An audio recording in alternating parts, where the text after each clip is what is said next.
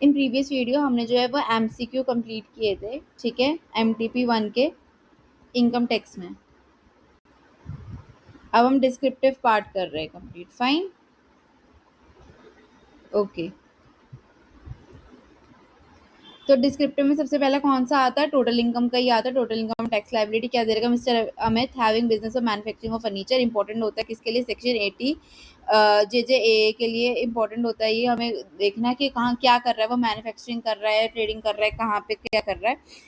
The following trading and PNL दे रखा है हमें, ओपनिंग परचेजेस वगैरह सारे दे रखे हैं हमें। किससे मतलब होता है? स्टार्टिंग में नेट प्रॉफिट से।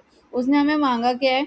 उसने मांगा है हमसे कि टोटल इनकम बताओ और टोटल टैक्स लायबिलिटी बताओ कितनी बन रही है मोस्ट बेनिफिशियल मैनर में। मोस्ट बेनिफिशियल मैनर में यानी कि हमें ओल्ड रिजीम से भी करना पड़ेगा और डिफॉल्ट टैक्स रिजीम से भी करना पड़ेगा। डिफॉल्ट टैक्स, ठीक है, ये आ गई, और हमारे पास ओल्ड यहाँ पे ओल्ड और ऑप्शनल रिजीम आ गई। ओके, तो सबसे पहले नेट प्रॉफिट कितना दे रखा है हमें यहाँ पे?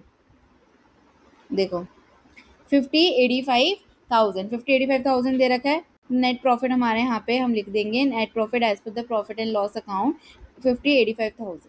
ओके, हम ऐड और लेस क्या करते हैं? ऐड वो चीजें करते हैं जो उधर लेस हो रखी हैं लेकिन नहीं होनी चाहिए थी, और लेस क्या करते हैं? जो ऐड हो रखी चीजें जो नहीं होनी चाहिए थी, और जो ओमिट हो गई हैं उनका ऐड और लेस अकॉर्डिंगली कर लेते हैं।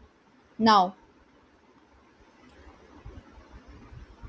देखते हैं यहाँ पे कि कुछ एक्स्ट्रा जो है यहाँ पर प्लस माइनस तो नहीं हो रखा जो नहीं होना चाहिए था। देखो ओपनिंग स्टॉक ठीक है, परचेजेस ठीक है, फ्रेट एंड कार्टीज भी ठीक है, ठीक है, ग्रोस प्रॉफिट देगा, सेल्स और क्लोजिंग स्टॉक देता है। ओके ओके, और हमेशा ध्यान रखना अगर हमें दोनों रिजीम से कैलकुलेट करना है तो सबसे पहले 115 BAC वाले निकालना, ओल्ड वाली पहले मत निकालना, ओल्ड वाली बाद में निकालना। क्यों? क्योंकि ओल्ड वाली में डिडक्शंस होती हैं, वो सब कैलकुलेशंस होती हैं, तो वो हम बाद में इजीली कर सकते हैं। पहले डिडक्शंस वगैरह कर दोगे फिर वो करोगे थोड़ा सा मुश्किल होता है। बाकी कर आप मतलब कर सकते हो ऊपर नीचे, बट आपकी ईजी के लिए क्या ठीक रहेगा? पहले 115 BAC वाला कर लो, फिर ऑप्टिंग आउट फ्रॉम 115 BAC वाला कर लो। तो हमने सबसे पहले लिख दिया 50,85,000। ओके, नाउ एक गिवन है इनकम टैक्स रिफंड। सबसे पहली एडजस्टमेंट क्या गिवन है? देखो, income tax refund includes amounting 4570 of interest allowed there. मतलब ऊपर हमें इनकम टैक्स रिफंड दे रखा है, ठीक है, इनकम टैक्स रिफंड आए यानी हम ये इधर दिखा रहा होगा, क्रेडिट साइड में दिखा रहा होगा हमें इनकम है, तो वो कह रहे हैं उसके अंदर ना 4570 भी है जो इंटरेस्ट अलाउड में था, ठीक है। तो हमें कितना दे रखा है? देखो इनकम टैक्स रिफंड 30,000 का दे रखा है। कितने थाउजेंड का दे रखा है? 30,000 का। तो ये जो 30,000 जो इसमें ऐड कर रखे हैं बेटा, यहाँ पर जब हम टोटल इनकम कैलकुलेट कर रहे होते हैं according to the income tax act, तो उधर क्या हो जाता है? वो ऐड नहीं होता, उसको हम ऐड नहीं करते, यहाँ पे ऐड हो रखा है तो हम इसको नीचे जाके क्या कर देंगे? लेस कर देंगे 30,000 को, ठीक है, पूरा का पूरा। Non business income item, income tax refund credited जो था उधर हम उसको क्या कर देंगे? लेस कर देंगे in the profit and loss account out of which interest on such refund is only taxable, और वो भी कहाँ पे हो जाएगा? IFOS में। 30,000 को हमने लेस कर दिया, और जो टैक्सेबल अमाउंट है हमारा, कौन सा वाला टैक्सेबल अमाउंट होगा हमारा? जो 4570 लिखा हुआ था ना, 4570 of interest allowed there on, उसको, क्योंकि हमने इनकम टैक्स एक्स्ट्रा दे दिया था तो जो उस पे टैक्स उस पे क्या है? इंटरेस्ट आया, वो हमारी इनकम मानी जाएगी, ठीक है। लेकिन जो अगर इनकम टैक्स का रिफंड आ रहा है तो उसको हम अपनी इनकम नहीं मानते, ठीक है। तो इनकम टैक्स रिफंड तो हमारी इनकम नहीं मानी जाएगी, लेकिन जो उस पे इंटरेस्ट हम कमा रहे हैं that will be our income, और वो कौन सी हेड में आएगी? IFOS में आएगी। तो हम IFOS में दिखा देंगे उसको। यहाँ पे ये रहा इंटरेस्ट, IFOS में क्या है? Interest on income tax refund 4570। तो हमारा एक ये हो गया है, ओके, और ये हो गया 30,000 का हमने लेस कर दिया। फाइन, नाउ नेक्स्ट एडजस्टमेंट, ठीक है। सेकंड एडजस्टमेंट के salary include 30,000 paid to his brother which is unreasonable to the extent of 5,000, यानी कि हमने सैलरी जो है पूरी 30,000 की 30,000 क्या कर रखी होगी? डेबिट कर रखी होगी, मतलब उसमें दिखा रखा होगा, एक्सपेंस में दिखा रखा होगा, लेकिन 5,000 अनरीजनेबल है। अनरीजनेबल है which means it should be added back, ठीक है। तो हम एड बैक कर देंगे, वही देखो, unreasonable salary to the brother 48(2) में सेक्शन रहे याद तो वेल एंड गुड है, नहीं तो इट्स ओके, बट याद रहे तो, क्योंकि इतनी बारी रिविजन हो जाता है अटेम्प्ट से पहले, तो हो जाना चाहिए। 40 कैपिटल A and 2, ठीक है, 5,000 रुपीज एडेड बैक, ये भी हो गया। फाइन, नाउ नेक्स्ट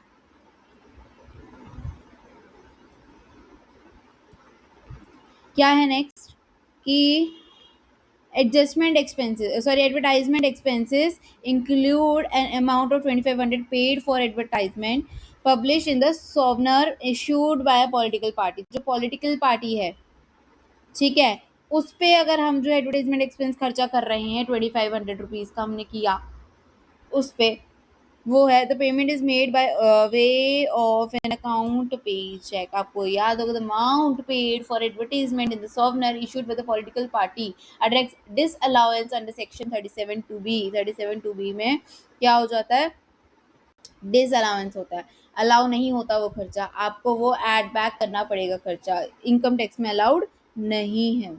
कौन सा, 2500 का, ठीक है, तो it will be added back. ठीक है, ये हमारा देखो सोवना advertisement of political party 37(2)(b) में क्या हो गया, एड बैक हो जाएगा। फाइन, नेक्स्ट है miscellaneous expenses include an amount of 1 lakh pay to political party by cheque. अब यहाँ पे क्या दिया, पॉलिटिकल पार्टी को दिया, लेकिन किससे दिए, चेक से दिया। कितने दिए, 1 लाख रुपए दिए। तो payment to a political party is not an expenditure incurred wholly और exclusively for the business person. ठीक है, आपको पता ही बिजनेस पर्पज के लिए हम नहीं करते हैं। जब भी पॉलिटिकल पार्टी को अगर हमने कोई भी पेमेंट करी है, सिंस जो अमाउंट है वो डेबिट हुआ है पीएनएल में, है ना, देखो यहाँ पे हो रखा है।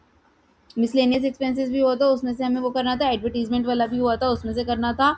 और इसका कहाँ गया, एडवर्टीजमेंट नहीं, पॉलिटिकल पार्टी वाला कहाँ है, मिसलेनियस में दे रखा है ना, तो मिसलेनियस एक्सपेंसेस में 1 लाख जो पॉलिटिकल पार्टी को दिए हैं वो भी है, तो हम इसको क्या कर देंगे, वापस से ऐड कर देंगे, हम खर्चा नहीं दिखाएंगे, तो इसको भी, ये भी ऐड हो जाएगा।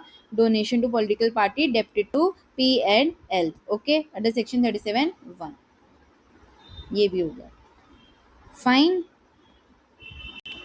नाउ नेक्स्ट है जीएसटी। जीएसटी के बारे में क्या है, जीएसटी के बारे में कि GST demand paid includes an amount 5300 charge as a penalty. ठीक है, जो जीएसटी है उसमें पेनल्टी दी है 5300 की filing of return and 12750 towards the interest for the delay in the deposit of tax. अब यहाँ पे क्या है, डिले अपने आप, मतलब डिले हुआ है तो उसकी पेनल्टी वगैरह दे रहे हैं। ठीक है, जो पेनल्टी है, अगर आपको पता हो, याद हो, कुछ आपने पढ़ रखा है, तो पेनल्टी के बारे में हम क्या लिखते हैं, जो इंटरेस्ट होता है paid on the delay deposit of the GST is for breach of contract and hence is allowable as deduction, क्योंकि वो क्या हुआ है, खर्चे से हुआ है। The interest paid on the delay deposit of the goods जो है वो ब्रीच ऑफ कॉन्ट्रैक्ट की वजह से, इसलिए वो अलाउएबल है एज डिडक्शन। देखो यहाँ पर क्या हुआ है, 12750 में interest for delay in deposit of tax, यहाँ पे इंटरेस्ट की बात हो रही है, पेनल्टी की नहीं हो रही है, पेनल्टी की नहीं हो रही है, इंटरेस्ट की हो रही है। तो इसलिए यहाँ पर जो 12750 है वो अलाउेबल हो जाएगा, लेकिन जो 5300 रुपीज है जो पेनल्टी है, क्योंकि वो पेनल्टी है इसलिए वो अलाउड नहीं होगा, क्योंकि वो ब्रीच ऑफ लॉ है, वो अलाउड नहीं होगा। GST tax demand paid includes amount of 5300 का क्या करेंगे और 2750 का क्या करेंगे। जो 5300 है हमारे वो तो अलाउ नहीं होंगे, 12750 वाले अलाउ हो जाएंगे। तो फिर हम क्या करेंगे, देखो 5300 वाला अलाउ नहीं होगा, क्यों नहीं होगा, because it is interest. Okay, तो ये हम ऐड ऑन कर देंगे। फाइन, ओके, नाउ नेक्स्ट क्या है हमारा, mister Amit had purchased a warehouse building. उसने एक वेयर हाउस बिल्डिंग खरीदी है 20 लाख की। कितने की, 20 लाख की खरीदे in rural area for the purpose of storage of agricultural produce. This way made available for use of 15/7/2025 and the income from the activities credited in profit and loss account under the head warehousing charges. मतलब उसने क्या खरीदा, where housing खरीदा 20 लाख में, rural area में storage के लिए, agricultural produce उसके लिए उसने खरीदा। तो और क्या लिखा आगे, मेड अवेलेबल फॉर यूज, इतना income from his activities credit to PNL account under the head warehousing charges. Warehousing charges में उसने अपना पीएनएल में डाल दिया इनकम को। ठीक है, तो अब क्या है, अब ये हमारा है क्या, ये हमारा है स्पेसिफाइड बिजनेस में। स्पेसिफाइड बिजनेस में यानी 35 एडी में, 35 एडी में हमारा ये है, ठीक है। तो अब ये जो 35 एडी है ये हमारा न्यू टैक्स रिजीम में तो लगता नहीं है, ओल्ड टैक्स में लगता है, तो यहाँ पर तो हम इसको नहीं छेड़ेंगे कुछ, 115 BAC में तो इसको हम नहीं छेड़ेंगे, कुछ नहीं करेंगे। लेकिन जो ओल्ड है हमारी यहाँ पे, ओल्ड वाली में हम क्या करेंगे, ऐड लेस कर देंगे specified business warehousing charge को। कितना था इसका इनकम, इसकी इनकम यहाँ पे उसने बोलता ना क्रेडिट साइड पे लिखा हुआ है वेयर हाउसिंग चार्जेस करके 22-50 हज़ार। तो ये जो 22-50 हज़ार है इसको हम 100% डिडक्शन क्लेम कर लेंगे 22-50 हज़ार की, और यहाँ पे हम क्या कर देंगे, लेस कर देंगे, हम इनकम कम दिखा देंगे और नोट लिख देंगे। क्या नोट लिखेंगे, ये नोट लिखोगे आप कि deduction at the rate 100% of the capital expenditure is available under section 35AD in respect of the specified business of setting up and operating a warehousing facility for the storage of agricultural produce which commences operation on or after 1/4/2009। जो 1/4/2009 के बाद उससे उस दिन या उसके बाद हुआ हो, तो ये भी उसके बाद ही हुआ था 1/4/2009 के। देखो तो इसलिए वो 22-50 जो है वो उसका 100% डिडक्शन क्लेम कर सकते हैं हम, ठीक है। उसके बाद है depreciation. Under income tax 1961 works out 65,000 excluding depreciation और वेयर हाउसिंग। इसमें 65,000 में वेयर हाउसिंग का डेप्रिसिएशन नहीं है, यानी डेप्रिसिएशन का भी काम करना है वेयर हाउसिंग के लिए। पहले तो 65,000 जो इनकम टैक्स के हिसाब से उसको क्या करेंगे हम, डेप्रिसिएशन को, और एक यहाँ पे अकाउंटिंग के हिसाब से 107,250, 107,250 को हम क्या कर देंगे, 107,250 को हम ऐड बैक कर देंगे वापस से, और जो हमारा डेप्रिसिएशन कहाँ इनकम टैक्स में था उसको हम कर देंगे लेस, तो वो 65,000 यहाँ पे हो गया लेस, ठीक है। उसके बाद हमारी बात हो रही थी वेयर हाउसिंग की। वेयर हाउसिंग में जो हमारा डेप्रिसिएशन है वो कितना लगता है, बिल्डिंग पे डेप्रिसिएशन कितना लगता है, बिल्डिंग का था ना, परचेज वेयर हाउसिंग बिल्डिंग, तो बिल्डिंग पे कितना लगता है, 10% लगता है। तो 20 लाख रुपए की खरीदी है तो 10% लगेगा, यानी 2 लाख, 2 लाख का डेप्रिसिएशन हो गया। अब जो 2 लाख का डेप्रिसिएशन है वो उसका हटा के उसने बोला है, यानी कि हम डेप्रिसिएशन 2 लाख का भी क्लेम कर सकते हैं, कहाँ पर, न्यू टैक्स में। हमने उसका कुछ नहीं किया, लेकिन डेप्रिसिएशन तो हम क्लेम करेंगे ना भाई 65,000 और 2 लाख का, हमने डिडक्शन के लिए कुछ नहीं किया है ना, डिडक्शन के लिए कुछ नहीं किया, लेकिन ये तो मिलेगा ना, इतना तो मिलेगा, ये तो होगा। चलो अब एक और चीज़ यहाँ पे ओल्ड टैक्स में, ओल्ड टैक्स में देखो क्या है कि हमने हमारे पास डिफॉल्ट टैक्स रिजीम में क्या आया था 5038, राइट। अगर हम करेंगे जो कैलकुलेट करेंगे ना gross total income and net total income 115 BAC में से, जो हम फ्यूचर में अभी अभी करेंगे कंप्लीट, तो हमारा ये आ रहा है 5038,260।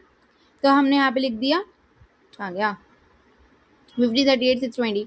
तो अब इसके अंदर हमें क्या करना है, इसको हमें नॉर्मल इनकम बनाना है, ये तो हमारे उसके अकॉर्डिंग है। हमें इसको नॉर्मल बनाने के लिए, ताकि हम इसके अंदर आगे फर्दर एडजस्टमेंट्स कर सके, नॉर्मल करने के लिए मतलब कि इसके अंदर से जो इसके अंदर नहीं चाहिए हम उसको माइनस करके, और जो हमें चाहिए उसको ऐड करके, फिर इसके अंदर जो हमारी इनकम है वो हम ला सके, ठीक है। तो gross total income under default regime है, तो हम इसके अंदर ऐड बैक करेंगे नॉर्मल डेप्रिसिएशन और वेयर हाउस बिल्डिंग, उसको हम ऐड बैक कर देंगे, हम अलाउ नहीं करेंगे, अलाउ नहीं करेंगे। क्यों, क्योंकि इसके अंदर डिडक्शन हम क्लेम कर सकते हैं ना, तो इसलिए हम डिडक्शन के क्लेम कर सकते हैं। तो हम इसके अंदर इनकम को क्या कर, इसकी जो इनकम थी उसको क्या कर देंगे माइनस, और जो डेप्रिसिएशन उसको कर देंगे ऐड बैक। तो अब जो हमारा ये एक्सक्लूडिंग स्पेसिफाइड बिजनेस है ये आएगा 29,88,620, ठीक है। हमारा क्या आया, मैंने क्या बोला वापस से, जो हमारा हमने निकाला था क्या निकाला था भाई, 5038,620, 5038,620 हमने निकाला। इसमें से हम क्या करेंगे, ऐड बैक कर देंगे डेप्रिसिएशन को जो पहले अलाउ करी थी, है ना, ऊपर करी थी, और माइनस कर देंगे इनकम को जो भी इसमें आई थी। तो हमारे पास जो GTI आएगा वो किसके अकॉर्डिंग आएगा, हमारे पास जो हमारे न्यू रिजीम है उसके अकॉर्डिंग आएगा। बेटा कंफ्यूज मत होना, मैं एक बार लास्ट में वापस से जब टोटल रिवाइज कराऊंगी पूरा क्वेश्चन तब भी समझाऊंगी, अभी फिर बता रही हूँ, ठीक है। चलो, ओहो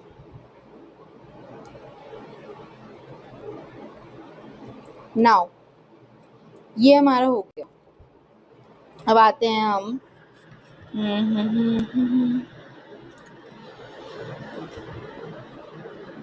ये हो गया डन, राइट। देखो यहाँ पे हमने क्लेम कर लिए 2 lakh rupees is the depreciation. फिर उसके बाद हमने यहाँ पर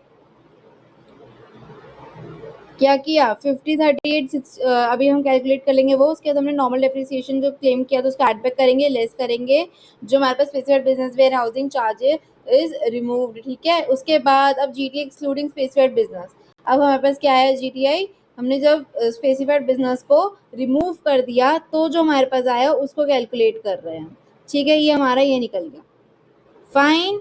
हमारा जो प्रॉफिट हुआ था स्पेसिफाइड बिजनेस से वो कितना हुआ था 20 to 50,000 का, जिसमें से हमें 100% इन्वेस्टमेंट की क्या मिल जाएगी, डिडक्शन मिल जाएगी। हमारी इन्वेस्टमेंट कितने की थी, 20 लाख की थी, तो हमारे पास जो 2.5 लाख है वो चार्जेबल होगा। ध्यान रखना, यहाँ पर गलती हो सकती है कि 20 to 50,000 का पूरा क्लेम कर लो, नो, 20 to 50,000 क्लेम नहीं होगा। डिडक्शन तो 20 लाख की मिलेगी जिसकी जितनी इन्वेस्टमेंट करी थी। ओके ओके, नाउ देखो ये हमने क्यों निकाला, क्योंकि हमें जीटीआई इनकम मिल गई। देखो ये हमारे तो स्पेसिफाइड इनकम हमने निकाली, इसमें से डेप्रिसिएशन ऐड करके उसको लेस करके हमने 29,88,620 निकाला था।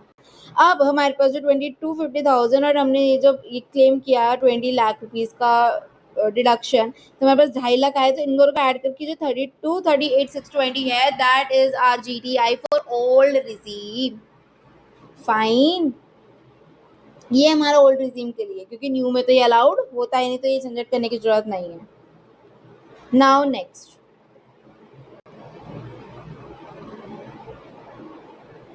क्या दे रखा है, डेप्रिसिएशन ये वाला हो गया, 65,000 क्लेम किया था। उसके बाद लास्ट हमारे interest on loan includes an amount, interest on loan पे क्या है, इंक्लूड्स अमाउंट 80,000 जो कि हमें मोहित को देना है, resident on which tax was not deducted. यहाँ पे भाई टीडीएस की समस्या आ गई, टीडीएस ने काटा है, टैक्स ही डिडक्ट नहीं किया है। फिर अब क्या करें, टैक्स डिडक्ट नहीं किया है तो क्या करते हैं जब टैक्स डिडक्शन नहीं होता, तो व्हाट विल डू, 30% क्या कर देते हैं,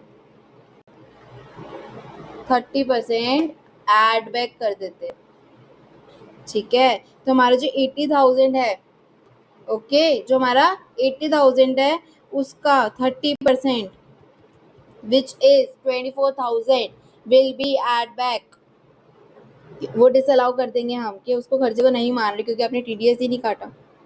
तो यहाँ पर ये रहा, क्या है, 30% disallowance for the non-deduction of TDS on a resident interest under Section 40A(IA). 30% of 80,000 will be add back, disallowed हो जाएगा, तो 24,000 को हम add back कर देंगे वापस से। ये also complete, ठीक है, यहाँ पे 2 आएगा। फिर उसके बाद हम सब टोटल कर रहे हैं यहाँ पे, तो हमारा आ रहा है 52,99,050, ठीक है। When we add back the expenses not allowable and less than non business income, तो हमारे पास 52,99,050 आ रहा है। उसके अंदर हमने नॉर्मल बिजनेस का डेप्रिसिएशन लेस किया और जो हमारा 3580 वाला था उसको हमने लेस किया, ठीक है। 10% निकाला ना बिल्डिंग का, याद रखना। तो हमारा क्या आ रहा है 50,34,050, this is our PGBP income, ठीक है। हमने आईएफओएस निकाला था, क्या जो रिफंड हुआ था हमारा 4570 को, तो टोटल इनकम हमारे पास कितनी आ गई अंडर सेक्शन 115 बीएसी 50,38,620, ठीक है। अब हमें क्या कैलकुलेट करना है, देखो ऊपर कुछ छूटा तो नहीं, देखो सब टिक हो गए, ये भी टिक हो गया, फाइन। सारी एडजस्टमेंट्स डन, यहाँ पे भी कुछ हमें अलग सा दिख नहीं रहा है, बाकी ये भी हो गया है, ये भी हो गया है। जीएसटी डिमांड पे रिव्यू हो गया, मिसलेनियस एक्सपेंसेस का भी हमने किया था, एडवर्टीजमेंट का भी हमने किया था, ठीक है।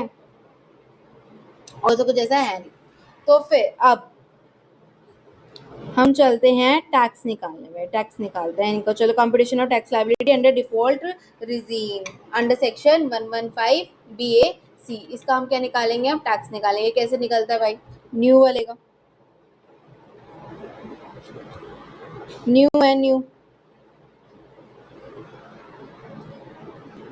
कितना है टैक्स 50,38,620। आईएफओएस का अलग निकलेगा कि साथ में निकलेगा, आईएफओएस का अलग निकलेगा कि साथ में निकलेगा, साथ में निकलता है, ठीक है। इसमें ऐसा कोई वो है नहीं है कि अलग सा दिखे आईएफओएस पे कि 30% निकालना वो निकालना। तो टैक्स जो है हमारा 4 लाख का सेटअप होता है हमारा कि 4 अप टू 4 लाख जो होते हैं नील होते हैं, 4 to 8 जो होता है 5% होते हैं, 8 to 12 जो होता है वो 10% होता है, 12 to 16 is 15%, 16 to 20 is 20%, 20 to 24 is 25, 24 to and above is 30%। तो हमारा दिख ही रहेगी 24 लाख से ज्यादा है, तो 24 लाख तो 24 लाख तक तो 3 लाख ही आता है।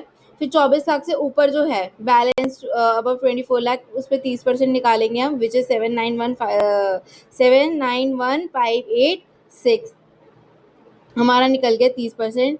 तो हमारा 3 लाख और इसको हम करेंगे तो हमारे पास क्या आ रहा है 1091,586। इसके बाद अब यहाँ पे because it is exceeding 50 lakhs, ठीक है, क्योंकि ये 50 लाख से ज्यादा का बन रहा था। क्या 50 लाख से ज्यादा का बन रहा था? हमारा टोटल अमाउंट कितना था 50, 38,620 बन रहा था, which is more than 50 lakh. That's why यहाँ पे सरचार्ज लगेगा, वो भी कितना 10% का लगेगा। ठीक है, तो 10% का हम सरचार्ज लगा देंगे तो कितना आएगा 1091,586 का 109,159। ठीक है, तो हमने टोटल टैक्स पर सरचार्ज किया तो कितना बन रहा है 12,745। अब मार्जिनल रिलीफ की बात करते हैं। मार्जिनल रिलीफ कैसे निकलता है, क्या कैलकुलेशन होती है मार्जिनल रिलीफ की? मार्जिनल रिलीफ में क्या करते हैं, सबसे पहले हम देखते हैं कि हमारा टैक्स कितना आया है। ठीक है, surcharge including surcharge on the total income, ठीक है, कितना आ रहा है 12,00,745, यही आ रहा है। इसमें हमें देखते हैं कि अगर हम 50 लाख तक, अगर हमें 50 लाख हमारी इनकम होती तो हम टैक्स कितना देते। ठीक है, अगर हमारी सिर्फ 50 लाख तक होती तो हम टैक्स कितना देते, तो हम कैलकुलेट करके बता रहे हैं कि 10 लाख पे हम देते 1080,000, यानी 10,80,000 देते। अभी हम कितना दे रहे हैं 12,04 कितना है ये 12,745। ठीक है, हम 12,745 दे रहे हैं, मतलब अप्रोक्स 2 लाख से भी ज्यादा का डिफरेंस आ रहा है, 2,79,000 का। तो अब जो डिफरेंस आ रहा है हमारे पास कितना एक्सेस में आ रहा है 1,20,745 का, कितना 1,20,745 का डिफरेंस आ रहा है। और वैसे इनकम कितनी बड़ी है, इनकम तो सिर्फ कितनी बड़ी है, इनकम कितनी बड़ी है 50 38,620 से 38 फिर कितना है 50 38,620 था, राइट। और हमने बोला 50 lakhs, इसमें इतनी है इसमें इतनी है, तो 38,620 से तो बड़ी, खाली 38,000 कितना है ये 620 620 रुपए, इससे ही बड़ी। बट हमारी एक्चुअल में डिफरेंस कितना आ रहा है 1,20,745। तो अब हम क्या करेंगे 38,620 ही देंगे खाली टैक्स। हमने क्या बोला, हम खाली कितना देंगे, जितनी इनकम बढ़ी हम उतनी ही देंगे, 38,620 पूरा आप ही रख लो जाओ। यानी हमें रिलीफ कितने का मिल रहा है, हमें रिलीफ कितने का मिल रहा है, जो 12745 था हमारा एक्सेस में, उससे हमें खाली अब कितना देना पड़ रहा है 38,620, जितने से इनकम बढ़ी है, यानी कि इक्वल टू 82,125 का हमें क्या मिल रहा है रिलीफ मिल जाएगा, हमें इतने पे नहीं करने पड़ेंगे। ठीक है, तो एक्सेस टैक्सेबल कितना है 12,745 माइनस 1080, जिसमें आ रहा है 12745। तो मार्जिनल रिलीफ हमें कितने का मिलेगा 12745 माइनस जो एक्स्ट्रा जो हमने कमाया है वो 50 लाख से 38,620 विच इज 82,125 का हमें रिलीफ मिल जाएगा। तो अब net tax after marginal relief कितना हुआ, हमें कितना देना है, पहले कितना आया था हमने कैलकुलेट किया था, तो 12,745, अब उसमें से हमें 82,125 नहीं देना है, तो यानी कि 11,18,620 देना पड़ेगा। उसके अंदर हम क्या करेंगे 4%, ये ध्यान रखना जो हेल्थ एंड एजुकेशन सेस है उससे पहले रिबेट आएगा, ठीक है, बाद में नहीं, पहले रिबेट फिर उसका 4% सेस लगेगा, फिर टोटल टैक्स लायबिलिटी आएगी आपकी। कितनी आ रही टोटल टैक्स लायबिलिटी 1163 से 1 आप करोगे ना ये ऐड हो तो आपका आएगा 1163,365। ओके, फिर हम क्या करेंगे राउंड ऑफ करेंगे, राउंड ऑफ करके हमारे पास आ जाएगा 1163,370। तो आपका ये आंसर है for your under 115 BSc। Okay, now we will opt out, अगर हम कर लेते हैं, यानी कि अगर हम ऑप्शनल टैक्स रिजीम में चले जाते तो कैसे करेंगे वो देखते हैं। एक और बात, AMT की प्रॉब्लम आती है, AMT is your alternate minimum tax. तो ये बात ध्यान रखना कि इंडिविजुअल जो टैक्स दे रहा है, individual paying tax under section 115 BAC is not liable to alternate minimum tax under section 115 JC। यानी कि ऑप्शनल टैक्स में ही हम AMT निकालते हैं, न्यू वाले में नहीं निकालते, 115 BAC वाले में नहीं निकालते। ठीक है, तो अब हमें कैलकुलेट क्या करना है, हमें कैलकुलेट करनी है income for calculating tax under optional tax regime. उसके लिए इनकम के लिए मैंने आपको बार बार फिर से बता देती हूँ, हमने 50, 38, 620 निकाली थी इनकम, उसमें हम लेस करेंगे 20 to 50,000 which is earned specified income की वजह से, और इसको ऐड करेंगे। और वो क्यों कर रहे हैं, क्योंकि हमें स्पेसिफाइड इनकम स्पेसिफाइड बिजनेस को अलग से लेना है। हमारे पास आ गए 29, 88, 620 और स्पेसिफाइड बिजनेस में 20 to 50,000 था, उसमें से हम इन्वेस्टमेंट को माइनस कर देंगे। ठीक है, 250,000 आ गया। फिर जो 250,000 आया 29, 88, 620 था, उसको ऐड करेंगे, यानी 32, 38, 620 हमारी GTI है। NTI निकालने के लिए हमें क्या करना पड़ेगा, और लेस करना पड़ेगा डिडक्शन अंडर सेक्शन 80 GGC। वो कितनी आएगी, यहाँ पर तो मिलेगी, यहाँ पर भी नहीं मिलेगी क्या, यहाँ पर तो मिलेगी क्या डिडक्शन, किसमें, payment to the political party.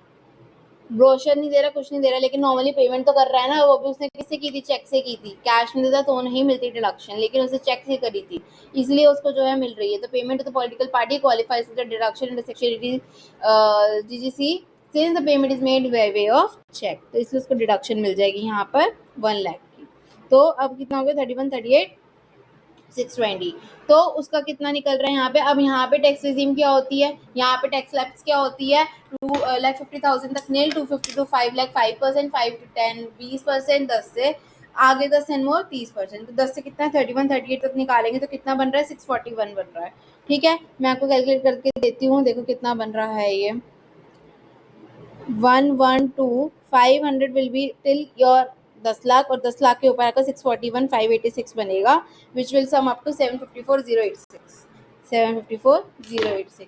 उसके बाद आप सेस लगाओगे 4% की, विच विल बी 30,163 और 754,086 को ऐड करोगे तो आपका 784,249 आएगा।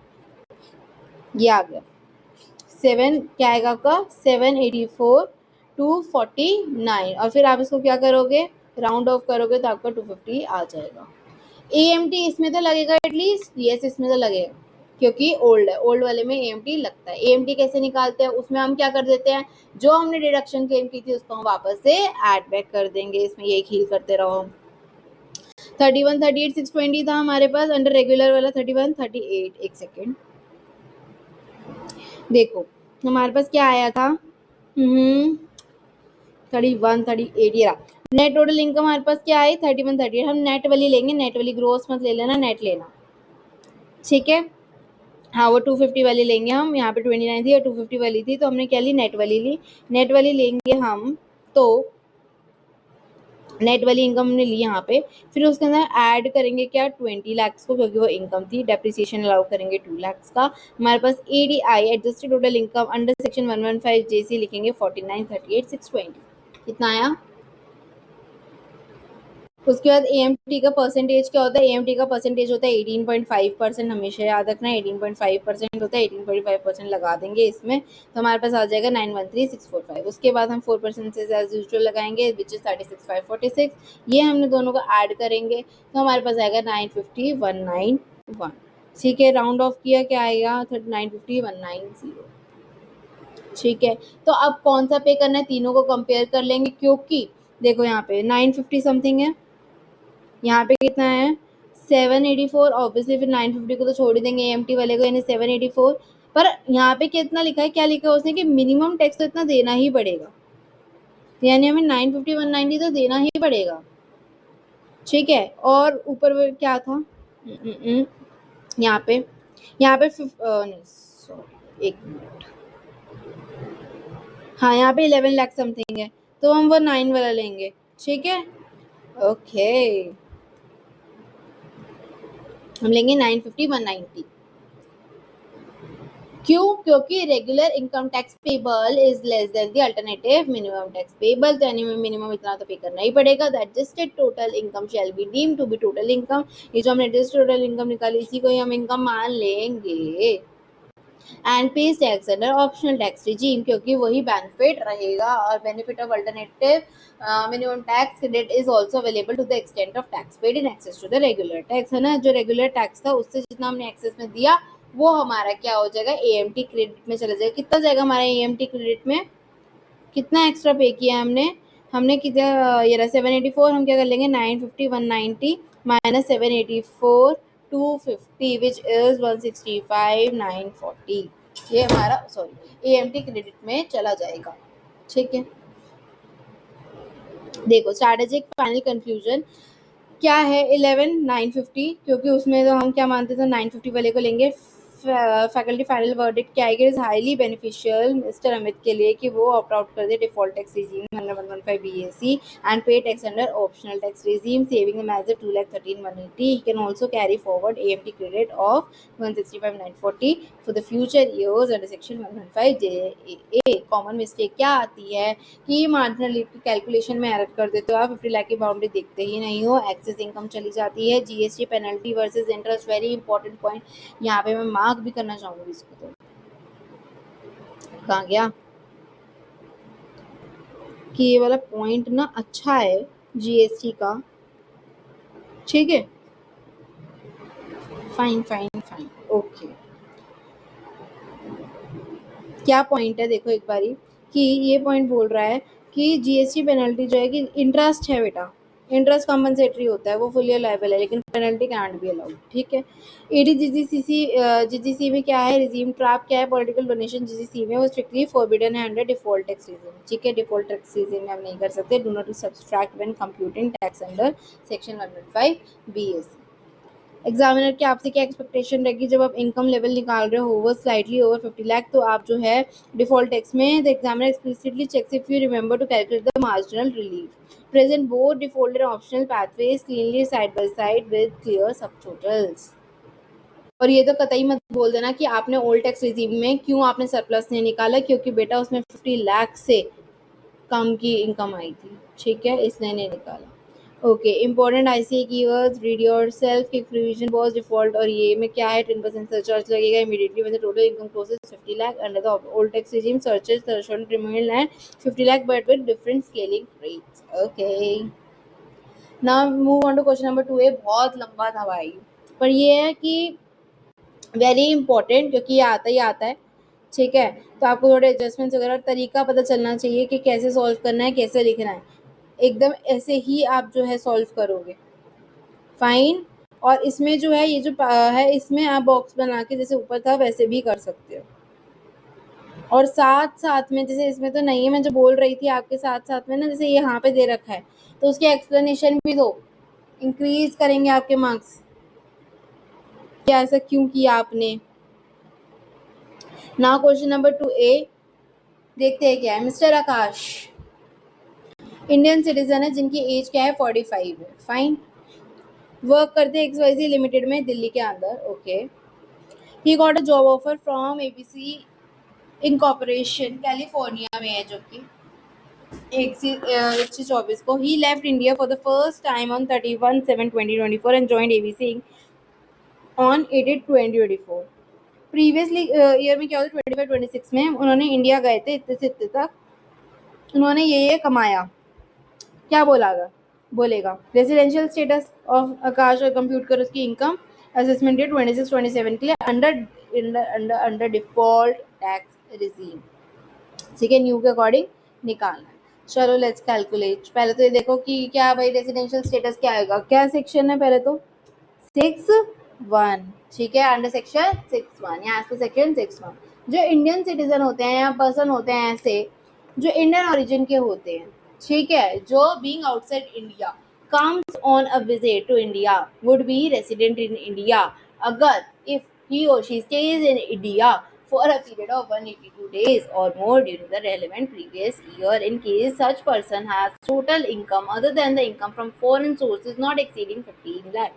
क्या बोल रहे हैं, क्या बोलना चाहती हूँ मैं ये बोलना चाहती हूँ सेक्शन 6(1) ये कहना चाहता है कि अगर कोई भी इंडियन सिटीजन है या ऐसा पर्सन है जो इंडियन ओरिजिन का है, जो बाहर रह रहा है, वो इंडिया आ रहा है, ठीक है, वो रेसिडेंट होगा अगर वो क्या करे 182 डेज जो है वो कहाँ रहे, इंडिया के अंदर रहे। 182 डेज या उससे ज्यादा इंडिया में रहे प्रीवियस ईयर में। इन केस अगर उसका क्या हो, टोटल इनकम 15 लाख से कम हो या नॉट एक्सीडिंग 15 लाख से ज्यादा ना हो तो। लेकिन अगर उस पर्सन की जो टोटल इनकम है other than the income from foreign sources को हटा के, यानी इंडिया की इनकम अगर उसकी 15 लाख से ज्यादा है तो ही would also be a resident, वो भी रेसिडेंट होगा अगर if he has been in India for at least 120 days during the relevant previous year and has been in India for during 4 years immediately preceding the previous year, the total period 365 days or more. In such case, he would be resident but not ordinarily resident in India. मतलब simple सी बात है बेटा, हमें एक criteria क्या पता था कि 182 डेज या उससे ज्यादा हो तो ठीक है, सॉरी 182 डेज या उससे ज्यादा हो तो एक तो ये क्राइटेरिया होगा कि रेसिडेंट होने का, ये तो एज इट इज है। पर उसने बोला कि ये ना तब मतलब कि अगर ना 15 लाख से ज्यादा 15 लाख तक है ना, अगर उसकी 15 लाख तक तो ठीक है। लेकिन अगर ना उस बंदे की 15 लाख से ज्यादा है, 15 लाख से ज्यादा, 15 लाख नहीं 15 लाख से ज्यादा है अगर इनकम, ओके क्या है 15 लाख से अगर उसकी इनकम ज्यादा है other than the income from the foreign sources, ठीक है, तो ही would also be a resident. या तो ये वाली क्राइटेरिया मैच कर दे भाई, 182 डेज से ज्यादा कर रहे हैं, 182 डेज तक है वो, या फिर वो तब भी माना जाएगा रेसिडेंट, ROR नहीं RNOR माना जाएगा। कब? जब वो 120 दिन के लिए इंडिया में रहा हो उस साल और प्रीवियस 4 इयर्स में वो रहा हो 365 डेज और मोर। वही सेकंड सिचुएशन है, बस 60 डेज की जगह 120 डेज करती है, कंफ्यूजन नहीं। 182 डेज और मोर 60 डेज की जगह 120 डेज कर दिया और 365 डेज तो था ही 4 साल के लिए। और 15 लाख की क्राइटेरिया लगा दिए कि अगर 15 लाख तक है तो भाई 182 डेज देखो, 15 लाख से ज्यादा तो आप हम तब भी आपको मान सकते हैं अगर आप 120 दिन से ज्यादा, सॉरी 120 दिन या उससे ज्यादा इंडिया में रहे हो और 4 साल 365 डेज या उससे ज्यादा रहे हो। यहाँ पर जो 60 डेज वाली है ना वो वाली कैंसिल हो जाती है, ठीक है। और अगर 15 लाख तक है तो फिर तो आप 182 डेज ही देखोगे, कुछ 120 नहीं कुछ 60 है। अब इधर आते हैं, ये क्या कह रहे हैं, ठीक है। इसमें क्या है कि आकाश जो है वो गए हैं, फाइन, तो यहाँ गए हैं, तो इसके लिए ना सबसे पहले ना इनकम कैलकुलेट कर लेते, तभी हम देखेंगे कि हमें 182 डेज वाला देखना है या फिर 120 डेज वाला देखना है। तो उसके लिए सबसे पहले हम calculate is income of him, करते हैं कैलकुलेट। क्या क्या इंक्लूड होगा, फॉरेन सोर्सेज को हटा देना, ठीक है, बाकी जो है उनको लेंगे। Salary from ABC in California received in California, क्या ये इंक्लूड होगा? नो। क्यों? Because it is income from foreign sources, ये हमारी फॉरेन सोर्स है इसलिए हम इसको इंक्लूड नहीं करेंगे। Dividend from Indian companies will it be included? Yes it will be included because it is deemed to accrue arise in India, deemed, ठीक है, तो इसको हम इंक्लूड कर लेंगे। Agricultural income from land situated in Nepal received in Nepal, क्या हम इसको करेंगे? नहीं। क्यों नॉट इंक्लूड? क्योंकि it is accrued arise outside the India, received outside India, तो इसको भी हम नहीं करेंगे, फॉरेन सोर्स आ गया ये भी, ठीक है। Rent received receivable from the house property in Delhi, Delhi में है तो yes it is included because since it is deemed accrued arise in India, deemed. Profit from profession in California which was set up in India received there, उधर मिला, ठीक है। But क्या है, setup कहाँ है भाई? इंडिया में, इंडिया में सेटअप है ना, तो यहाँ पे ये हम इंक्लूड कर लेंगे, main point very important.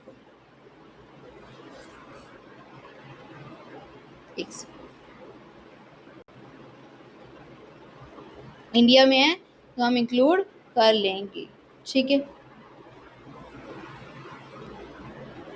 6 lakhs will be included.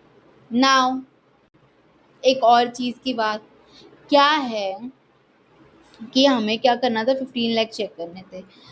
Common mistake, इन सबको ऐड करो, देखो बताओ क्या आ रहा है मेरे को, बताओ what will be your answer. इसका आंसर आपको टोटल करके मिलेगा 165 1 2 3 4, ठीक है, ओके। पर ये रॉन्ग है, आपको पता है क्या आंसर आएगा? 1485,000। वाई? आपने नोटिस किया कि आपने कुछ रेंट रिसीव किया है, तो उस पे आपको क्या मिलता है, 30% ऑफ नहीं मिलता है, तो 30% की आपको डिडक्शन मिलेगी 5.50 पे। वो कितने की होती है, 165,000 की होती है। ठीक है, 550 का 30% कितना होता है, 550, 165,000, तो आपको 1485 आएगा। देखो यहीं से डिफरेंस आ गया, यहाँ पे 15 लाख से ज्यादा आ रहे थे, यहाँ पे 15 लाख से कम आ रहे, यहीं पे गलती हो जाती है और रॉन्ग हो जाता है आंसर।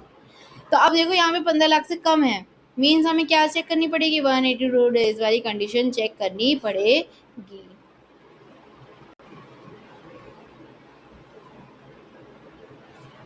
ठीक है, तो देखो अब हमें 182 डेज वाली चेक करनी पड़ेगी। देख लो एक बार ये फटाफट से, क्या है, सैलरी फॉर कैलिफोर्निया नहीं होएगा, एक्सक्लूड हो जाएगा, डिविडेंड जो है वो इंक्लूड होगा, deem to accrue in India, agriculture जो है एक्सक्लूड हो जाएगा, फॉरेन सोर्स है, rental income accrue in India है तो हम इंक्लूड करेंगे और 550 का 30% को माइनस कर देंगे क्योंकि स्टैंडर्ड डिडक्शन मिलती है। Profit from California profession setup in India क्या होगा, इंक्लूड हो जाएगा। By definition income from profession setup in India is included when calculating the special threshold.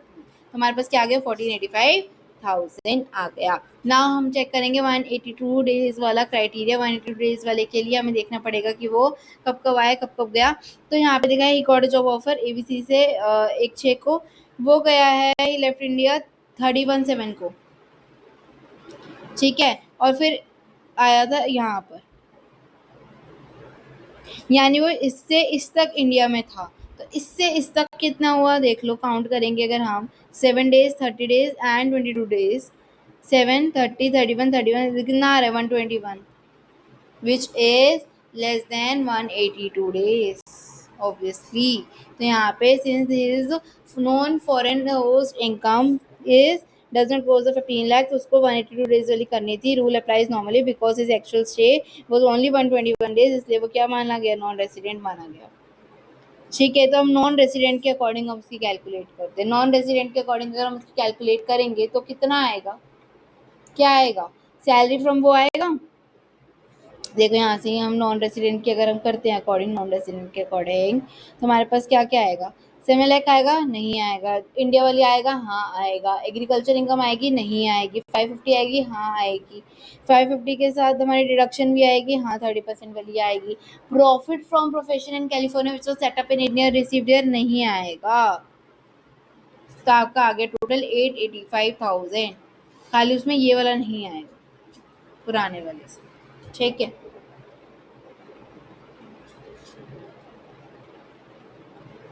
आ गया 885,000। Only liable to tax on income received accrued deemed to arise in India. Income from foreign profession set up in India is not taxable for an NR.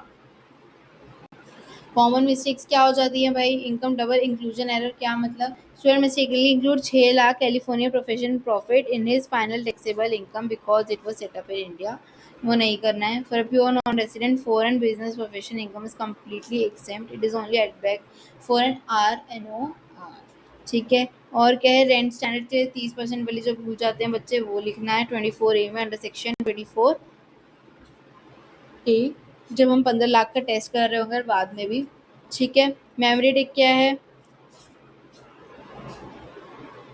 Indian source income and testing the 120 days versus 182 days threshold limit, लेकिन remains fully exempt from the final taxation if the person is non resident। 6(1) क्या कहते हैं, Indian citizen visit income other than foreign sources.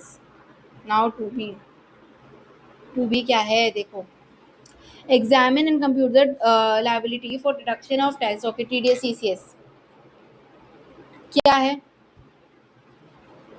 State Bank of India, SBI से ही याद आ जाना चाहिए, वैसे तो 194I की बात हो रही है, बट स्टिल चलो ठीक है। 70,000 per month, 60,000 per month is the rent for the central government and Mr. Kunal respectively for the building in which branches are situated। बताइए, क्योंकि बिल्डिंग की बात हो रही है यहाँ पे, बिल्डिंग में क्या आता है, 194I और 194I भी आता है। तो यहाँ पे देखो क्या बात हो रही है कि स्टेट बैंक ऑफ इंडिया जो है वो 70,000 रुपये देता है पर मंथ और 60,000 पर मंथ देता है किसको, सेंट्रल गवर्नमेंट को, कुणाल को रिस्पेक्टिवली, बिल्डिंग की रेंट के लिए, which is branch are situated.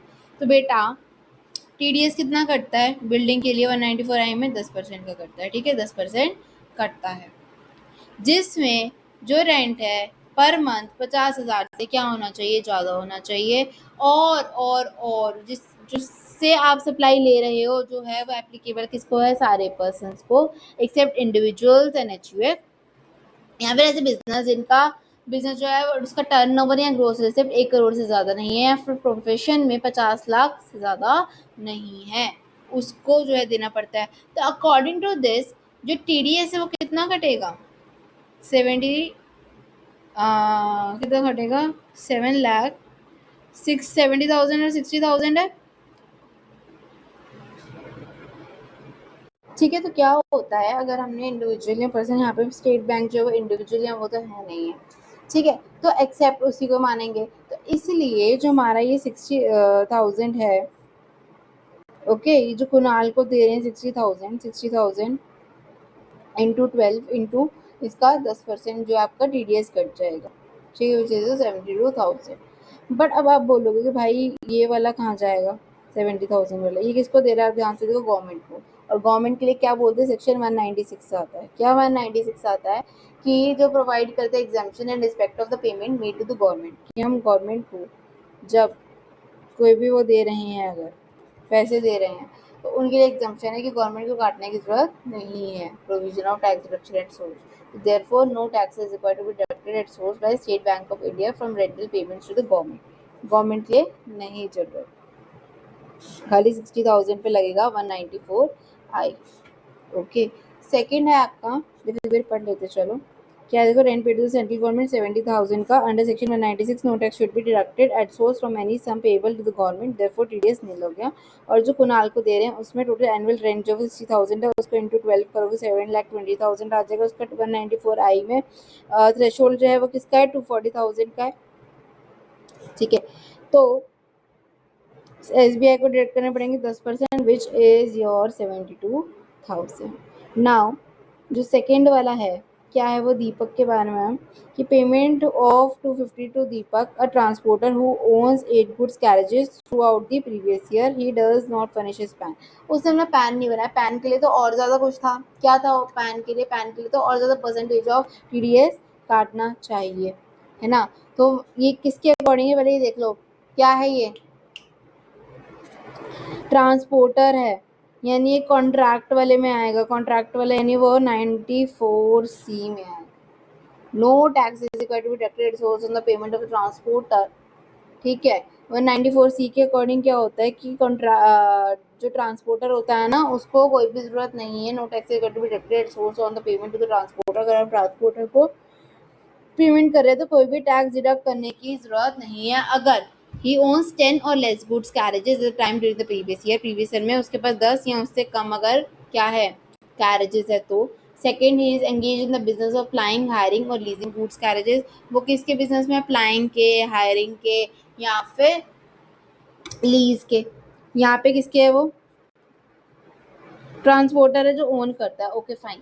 Third है, he furnishes a declaration to the effect along with his PAN, वो डिक्लेरेशन देता है और पैन के साथ देता है।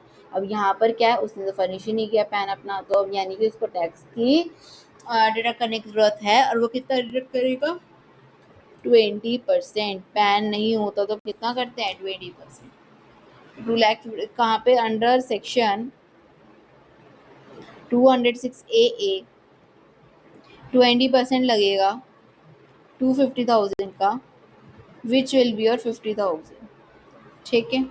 तो आंसर इसका ये रहा, under section 194C6 transporters who own 10 or fewer goods carriages are exempt from TDS provided they submit a declaration along with their PAN, although Mr. Deepak satisfies the ownership rule कि 8 carriages है लेकिन उसके पास pan नहीं था, इसलिए उसने exemption void हुई, उसकी एग्जाम्पशन नहीं मिलेगी उसको, SBI must deduct the TDS penalty 20% का, और यहाँ पर कितना अमाउंट था, 20% टू 50,000 का, ठीक है। एसबीआई नहीं आएगा यहाँ पे।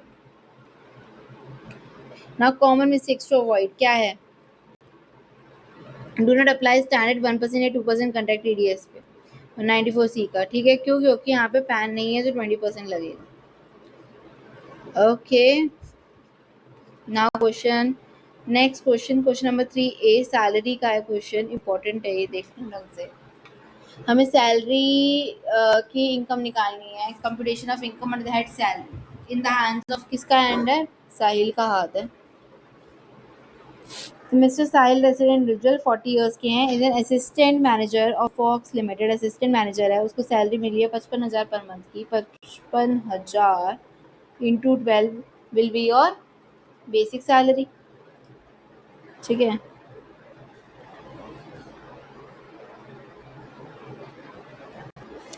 ठीक है, 660,000। नाउ सेकेंड की जगह डीएनएस अलाउंस दे रखा है, डीए दे रखा कितना? 10% ऑफ द बेसिक पे which forms part of the salary for retirement. Part है ये, पार्ट ऑफ सैलरी। तो कितना आ रहा है? 10% ऑफ द बेसिक पे विच इज 66,000।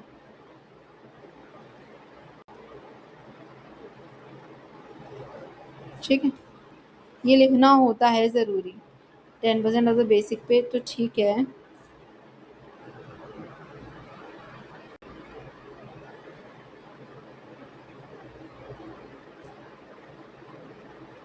चलो, बोनस कितना का? 60,000 का मिल रहा है बोनस।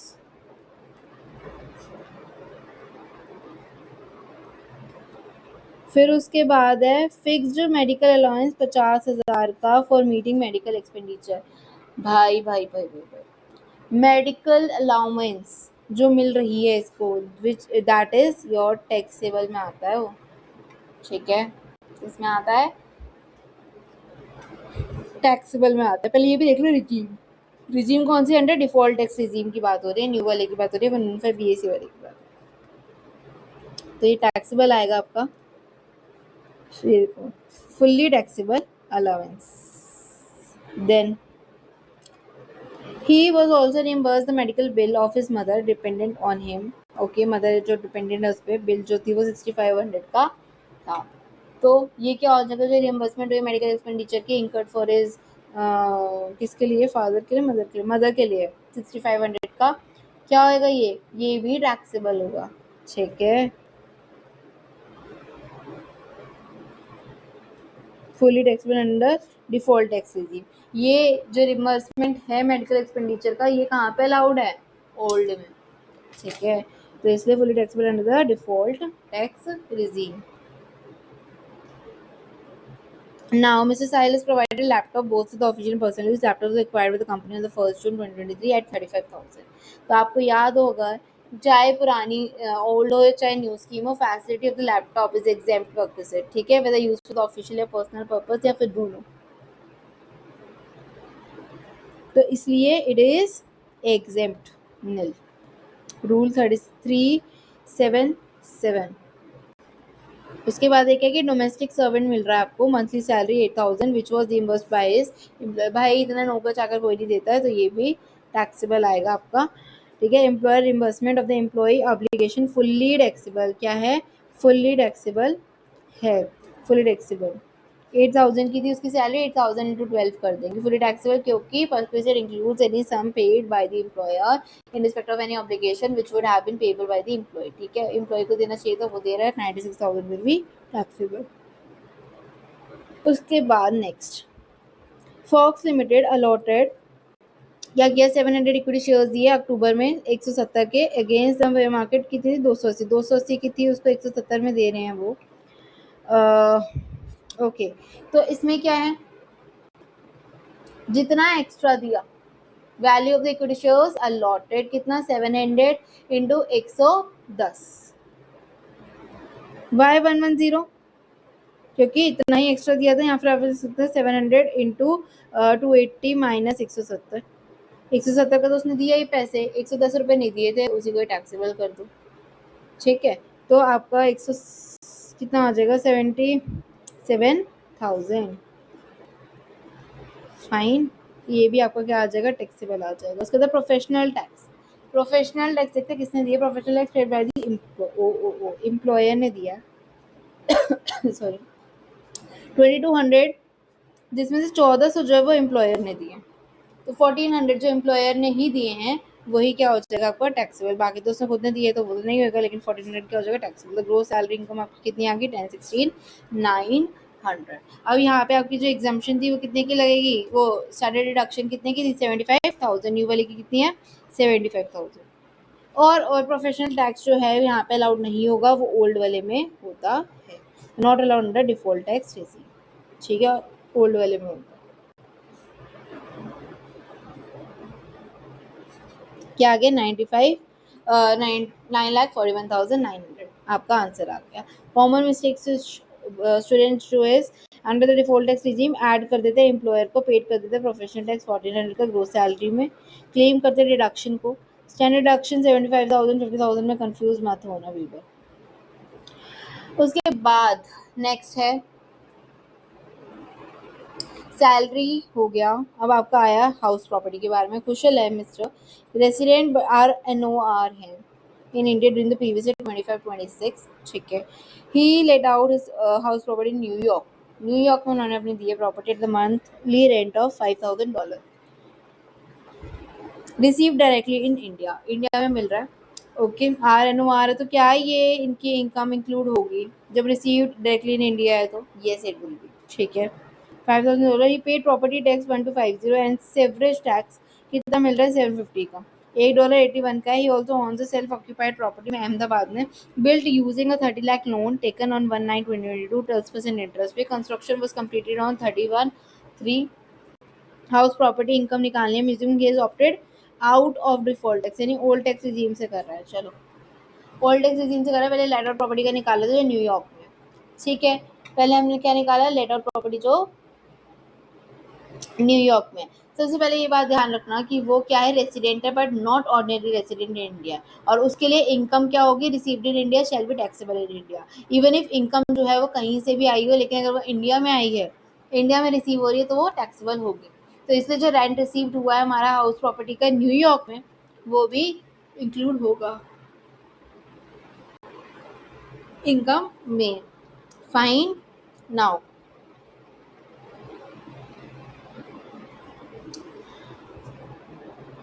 ग्रोस एनुअल वैल्यू कितनी आएगी, $5,000 बोली थी उसने, उसके बाद इंटू 81, क्योंकि $1 इज टू 81 रुपीज था, इंटू 12 करोगे ये 12 महीनों का, तो आपके पास आ जाएगा 48,60,000। अब इसके बाद हम क्या करते हैं, म्यूनिसिपल टैक्सेस जो उसने दिए हैं उसको माइनस करेंगे हम, ठीक है। यहाँ पे कंफ्यूजन के लिए है ये, बट आपको करने देखो, प्रॉपर्टी टैक्स है ना, वही म्यूनिसिपल टैक्सेस है 1250 के, 1250, और जो सीवेज टैक्स दिए ये भी टैक्सेस है 750 का, तो 1250 प्लस 750 इंटू 81, ठीक है। इसको 12 से मत मल्टीप्लाई कर देना कृपया करके, टैक्स है वो एक महीने का नहीं है, वो पूरे साल का होता है, मतलब उसके अकॉर्डिंग 1250 प्लस 750 इंटू 81 162,000, ठीक है। तो gross annual value minus municipal taxes क्या आ जाएगा आपके पास, NAV आ गया 46,98,000।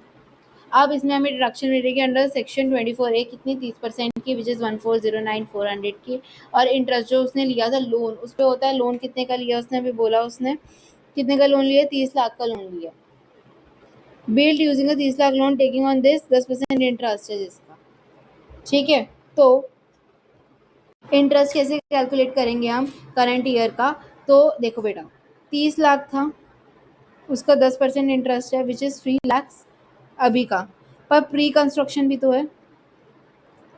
प्री कंस्ट्रक्शन, प्री कंस्ट्रक्शन में कितने लगे हमारे, 1/9/2020 से था, ठीक है। उसने लोन लिया था और कब कंप्लीट हुआ 31/3/2022 को, यानी कितने मंथ्स लगे, 9 से सितंबर अक्टूबर नवंबर दिसंबर जनवरी फरवरी मार्च अप्रैल मई जून जुलाई अगस्त, तो 2021 से 2022 तक तो 12 महीने हो गए, और बाकी जो लगे वो कितने लगे 7 महीने, तो यानी कि टोटल 19 मंथ्स लग रहे हैं, ठीक है। 19/12 इतने लग रहे हैं, 3 लाख का 10% फॉर 19 मंथ्स, तो ये कितना हो जाएगा हमारा 19 मंथ्स 475,000, ठीक है। 475,000 आ गया। अब इसको हम क्या करते हैं, इस साल के लिए हमें इस साल के लिए चाहिए ना, तो हम क्या करते हैं 5 ईयर्स में डिस्ट्रीब्यूट कर देते हैं, यानी कि हम 5 से डिवाइड कर देंगे।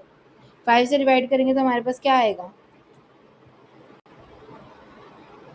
95,000, इस साल के लिए 95,000, यानी हमारा जो 3 लाख अभी बन रहा है वो और जो प्री कंस्ट्रक्शन का हमारा हिस्सा था वो इस साल का ये, तो ये हमारा 395,000 हमारी इंटरेस्ट आ जाएगी 24B के लिए। बट अगर आपको ध्यान हो, for old in case self occupied property, अगर SOP होती है हमारे पास, सेल्फ ऑक्यूपाइड प्रॉपर्टी होती है, तो उसमें हमारी एक वो बनी हुई है कि इंटरेस्ट की डिडक्शन डिस्ट्रिक्ट हो रखी है, किससे, 2 लाख से। अगर रेंट पे होता तो हो जाता, लेकिन ये सेल्फ ऑक्यूपाइड है। सेल्फ ऑक्यूपाइड प्रॉपर्टी में इंटरेस्ट के लिए, प्री कंस्ट्रक्शन इंटरेस्ट के लिए 2 लाख से ज़्यादा हम नहीं क्लेम कर सकते। आपका 395 बन रहा है, आप तब भी कितना करोगे, 2 लाख रुपीज़ करोगे। ओके, तो आपको मैक्सिमम टू मैक्सिमम कितनी मिलेगी, 2 लाख की। तो हम यहाँ पर सेल्फ ऑक्यूपाइड प्रॉपर्टी का जो हमने कैलकुलेट किया वो हमारा कितना आ गया, ये है SOP का, ठीक है। और हम यहाँ पे क्या कैलकुलेट कर रहे थे, अभी करते रहते यार, ये रहा 30% डिडक्शन आई, ये आ गया। अब यहाँ पे 24B यहाँ पे एप्लीकेबल होगा, नहीं होगा, क्यों नहीं होगा, कहाँ पे बात करें, लेटर ऑफ प्रॉपर्टी न्यूयॉर्क, क्यों नहीं होगा, बिकॉज उसने कोई उसके लिए लोन नहीं लिया। लोन यहाँ पे लिया था तो किसके लिए लिया था, सेल्फ ऑक्यूपाइड प्रॉपर्टी के लिए। तो सेल्फ ऑक्यूपाइड प्रॉपर्टी के लिए कितना आ गया हमारे पास, 2 लाख। और हमारे उसके लिए एनुअल वैल्यू कितनी थी, for self occupied property under old regime interest deduction कितना है, 2 लाख का आ जाएगा, ठीक है। और नेट इनकम हमारी कितने की आई फिर, क्योंकि हमारी जो सेल्फ ऑक्यूपाइड प्रॉपर्टी है उसकी एनुअल वैल्यू आई नील, उसमें हम फिर क्या करेंगे, डिडक्शन करेंगे, क्लेम करेंगे कितने का, 2 लाख का। तो हमारे पास 2 लाख नेगेटिव में इनकम आ रही है, जिसको हम सेट ऑफ करेंगे उससे, लेट आउट वाली इनकम से। लेट आउट वाली इनकम कितनी है, अभी हमने कैलकुलेट करी, जब हम 4698,000 को और 1409 को जब हम माइनस करेंगे तो हमारे पास कितना आ रहा है, 3288, ठीक है। तो ये आ गया हमारा 3288,600, ठीक है, माइनस 2 लैक्स, तो हमारे पास आ जाएगा 30,88,600। फाइन, ये आपका क्वेश्चन सॉल्व हो गया। देखो नील, 3 लैक्स प्री कंस्ट्रक्शन का आ गया, करंट ईयर का आ गया, सब हमने कैलकुलेट कर लिया है। ये भी कैलकुलेट हो गया, हमारी लेटर ऑफ प्रॉपर्टी भी होगी, ठीक है। हमारा क्वेश्चन कंप्लीट। कॉमन मिस्टेक्स देख लो यार, NOR स्कोप में student offer resume foreign rental income is exam, वो नहीं होता है ऐसा कुछ। क्वेश्चन नंबर 4 क्लबिंग का है, देखो जल्दी से कंप्यूट करना है हमें, total income assuming he has opted out of the default tax regime, opting out of default यानी कि ओल्ड टैक्स रेजिम है, ठीक है। तो उससे ओल्ड टैक्स रेजिम से हमें क्लबिंग का करना है। Computation of total income of mister Vishal, जिनकी age doesn't matter, assessment date 26-27, fine 26-27। He transferred a Delhi house property to his brother's daughter. Oh my god, okay. He transferred a Delhi house property to his brother's daughter. अपने भाई की बेटी को दे दिया miss Deepika, without consideration, बिना consideration के directly दे दिया, तो फिर क्या होएगा, property returns to mister Vishal after her life time, rent received by her is 550,000, और उसको इनकम कितने की हो रही है, 550,000 की हो रही है। क्या प्रोविजन बोलना है इसमें, क्या लिखेंगे हम इनकम फ्रॉम हाउस प्रॉपर्टी के लिए, because mister Vishal receives direct and indirect benefit from the income arising to his brother's daughter, right, उसको 550,000 तो मिल ही रहा है ना, तो डायरेक्टली एंड इनडायरेक्टली उसको इनकम मिल रहा है arising to his brother's daughter miss Deepika from transfer of the house to her without consideration. Such income is to be included in the total income of Mr. Vishal, even though the transfer may not be revocable during the lifetime. ठीक है, चाहे वो irrevocable हो तब भी क्या होगा, करना पड़ेगा, ऐड उसके अंदर क्लब्ड होएगी, ठीक है। हमें कोई भी म्यूनिसिपल टैक्स वगैरह तो दे नहीं रखा है, तो ग्रोस एनुअल वैल्यू जो है और जो नेट एनुअल वैल्यू है हमारी सेम रहेगी 550,000। फिर उसके बाद हम 30% डिडक्शन कर देंगे, वही जो 24A का होता है, दैट इज आपका कितना आएगा, 550,000 का 30% आपका आएगा 165,000, तो 550,000 माइनस 165,000 अगर आप करोगे दैट विल बी 385,000। ठीक है, इंटरेस्ट ऑन लोन कोई भी नहीं लिया तो 385,000 आपकी क्या आ जाएगी, income from house property. Next बात करते हैं, चलो देख लो एक बारी, देख लेते हैं। ये रहा, house property winnings clubbed in transfers hands of the revocable transfer without consideration है। तो 550,000 माइनस 30,000 की डिडक्शन हुई तो 385,000 आपका आ गया। नाउ नेक्स्ट क्या किया है, इंस्ट्रक्ट किया है कंपनी को डिविडेंड इनकम दे दो 450,000 की directly to servants daughter. Okay, उनके सर्वेंट की डॉटर को दे दो चांदनी को without transferring the underlying preference shares. अगर ये डिविडेंड जो है वो खुद लेता तो किस में जाता, IFOS में।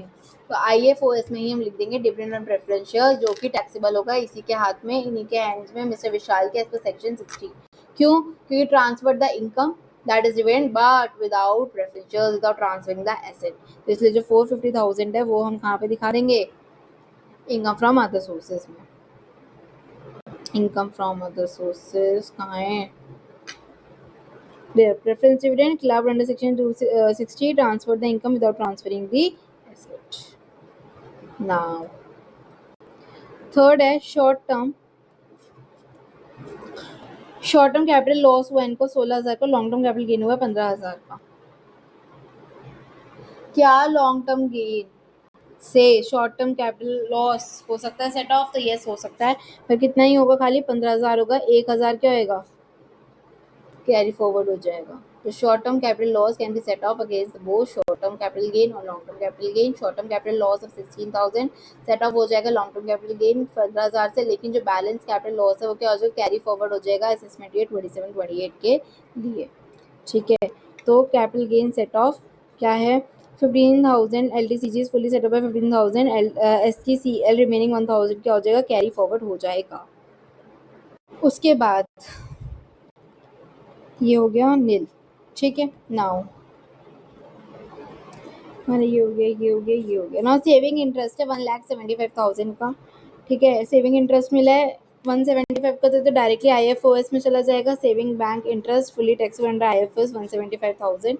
ठीक है, उसके बाद ये हो गया बर्थडे गिफ्ट फ्रॉम हिज नी 75,000 का। बर्थडे गिफ्ट तो टैक्सेबल होता है, अगर शादी में दिया होता तो फिर टैक्सेबल नहीं होता, तो फिर एग्जाम्प्ट होता। तो ये रहा रिलेटिव से दे रहे। अच्छा, और नीस जो है वो रिलेटिव भी नहीं है इसलिए। ठीक है, ओके। बैटिंग 25,000 IFOS, बैटिंग ये रहा 25,000। ओके, IFOS में जाएगा। कार्ड गेम 46,000 IFOS में जाएगा। Card games 46,000। ठीक है, और क्या रिसोर्स मेंटेनेंस लॉस हुआ है 14,600 का। अब देखो बेटा, जो आपका कैश गिफ्ट था वो टैक्सेबल था 56,210 में, क्योंकि जो सम ऑफ मनी है वो 50,000 से ज़्यादा भी थी। ठीक है, 75,000 50,000 ज़्यादा भी थी, रिलेटिव भी नहीं था। ठीक है, और इनकम फ्रॉम रेटिंग क्या था, no loss is allowed to be set off against such income.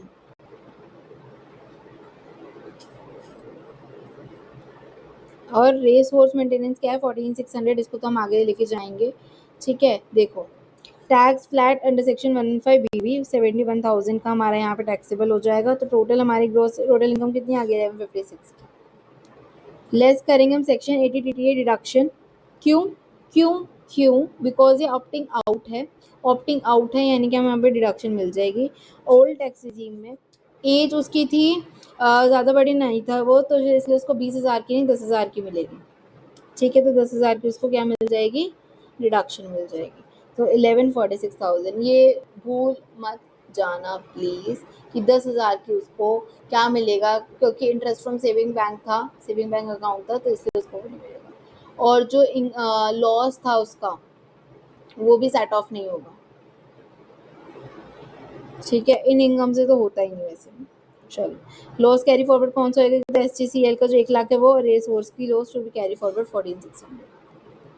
ठीक है, ये आपका दोनों क्या हो जाएगा, क्योंकि loss income the maintenance of race horse वो सेट ऑफ नहीं हो सकता income from any other sources except the activity of owning and maintaining the race horse, उसी से हो सकता है। तो उसी से your this question is also complete. Now next question 4 का बी है 4 के बी में 2 क्वेश्चन है आपके, ठीक है। सबसे पहले है enumerate return rules for carry forward of losses under section 139(3). बेटा जो रिटर्न है ना हमारी 139(3) की, उसमें लॉसेस के बारे में कुछ लिख रखा है, याद हो तो, कि अगर ये नहीं करोगे तो आप ये वाला लॉस कैरी फॉरवर्ड नहीं कर सकते, ये लॉस सेट ऑफ नहीं कर सकते, ये नहीं कर सकते, वो नहीं कर सकते। तो उसी के बारे में हमें बताना है। जिसको पता है बहुत अच्छी बात है, जिसको नहीं पता लेट्स रीड आउट। ओके, क्या है return of loss filing timelines under section 139(3).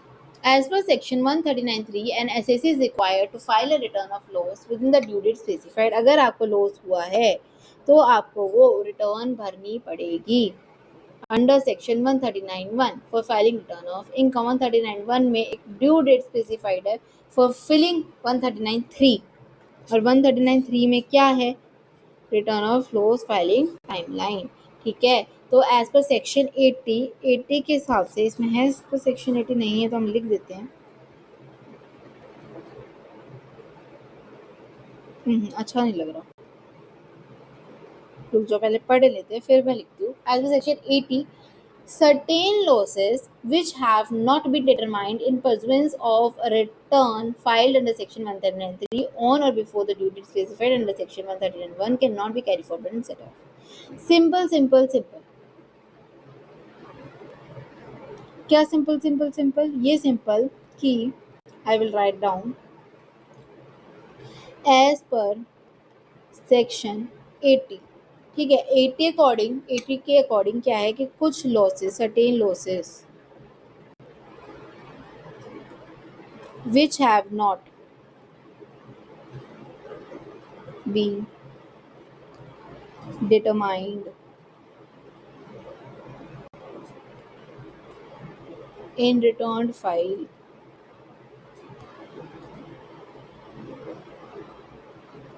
under section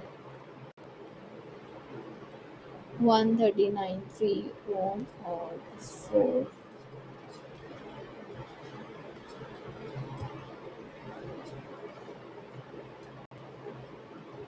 due date specified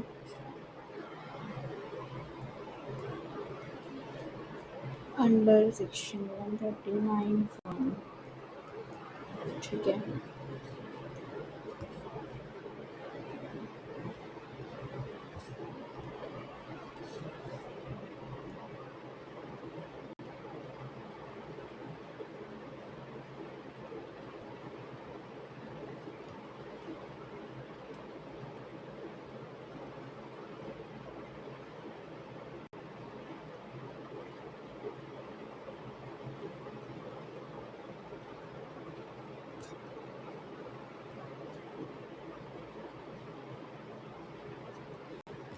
simple सी बात है कि अगर सेक्शन 80 के अकॉर्डिंग क्या है कि अगर आपने जो है लॉसेस को नहीं किया फाइल, ठीक है, सेक्शन 139(3) में अगर आपने 139(3) में नहीं बताया कि हमें इस चीज़ का लॉस हुआ था बिफोर ऑन और बिफोर द ड्यू डेट, तो आपको उस लॉस का क्या नहीं मिलेगा, कैरी फॉरवर्ड या सेट ऑफ नहीं मिलेगा। सिंपल सी बात है। किस किस का नहीं मिलेगा, loss at that capital gain, ठीक है। कैपिटल गेन में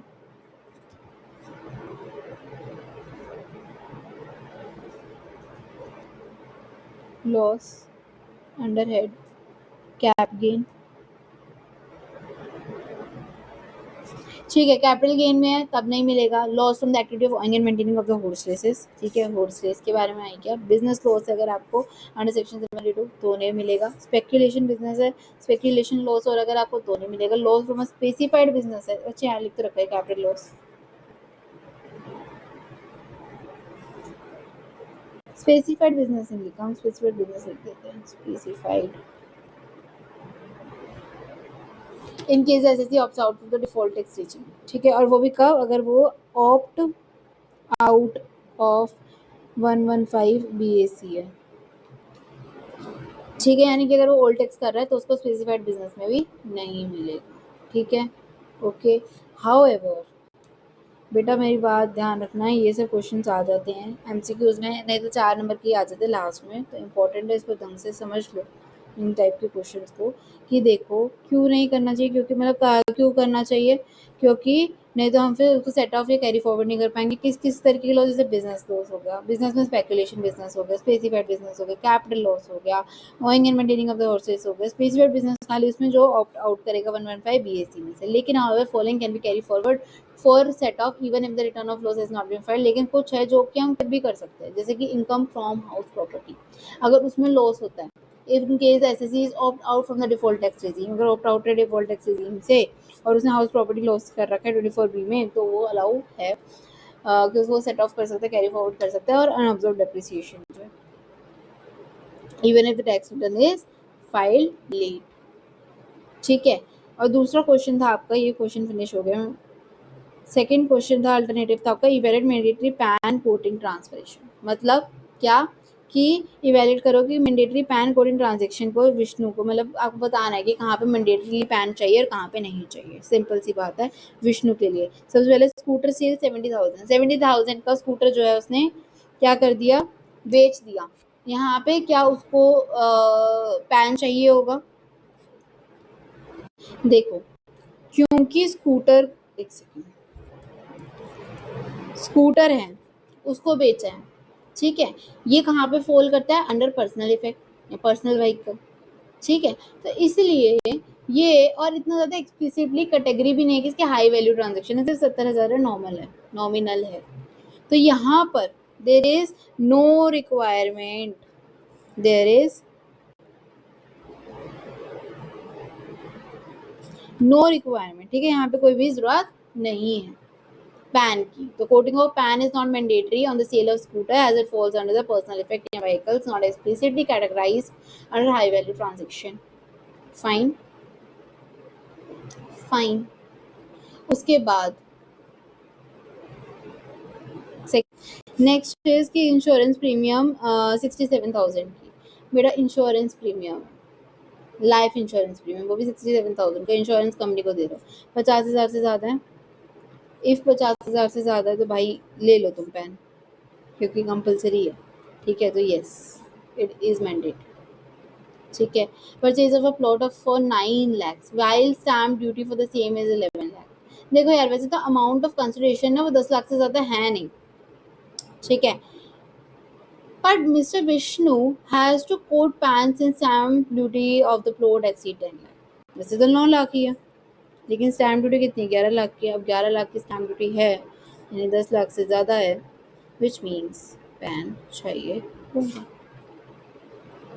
apply to PNB for issue of credit card, ठीक है। तो अब क्रेडिट कार्ड के लिए ऑब्वियसली यार, क्रेडिट कार्ड अगर बैंक में तो पैन चाहिए होता है। Quoting of the PAN is mandatory on making an application to a banking company for issue of credit card. तो इसीलिए क्रेडिट कार्ड के लिए भी यस है हमारी, हाँ है। 114B क्या कहता है, excludes two wheeled vehicles from mandatory PAN quoting requirement, ठीक है। टू व्हील्ड व्हीकल्स को पैन रिक्वायरमेंट की जरूरत नहीं होती। Mandatory for premium payment exceeding 50,000 in a financial year, even तो परचेज प्राइस जो है 9 लाख है, लेकिन स्टैम्प ड्यूटी वैल्यू जो है 10 लाख की है, इसलिए पैन मैंडेटरी हो जाता है।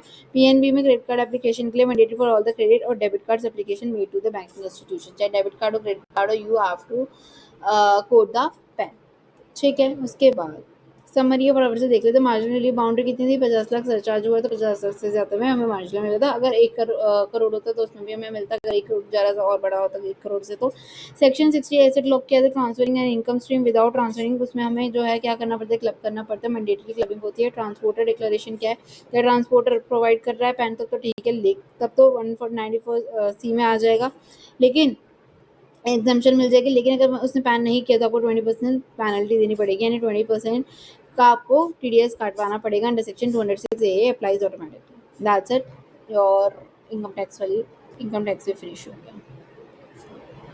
MTB 1 मॉडल टेस्ट पेपर 1, ठीक है। Thank you.